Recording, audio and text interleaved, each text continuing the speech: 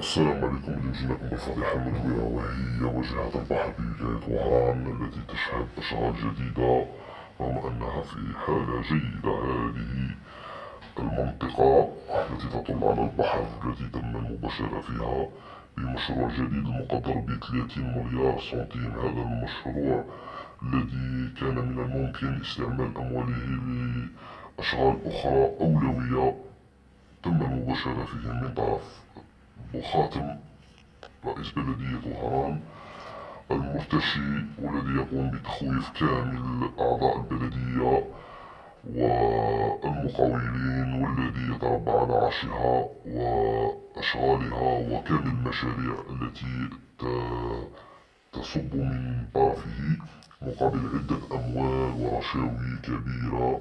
وهذا دائما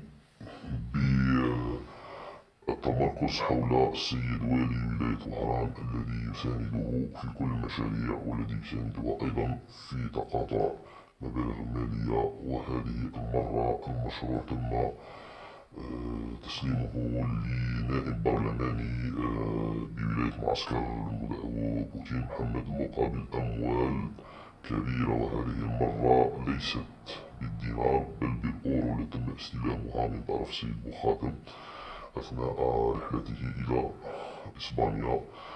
ومن الممكن أنه تم اكتساب شقة على اسمه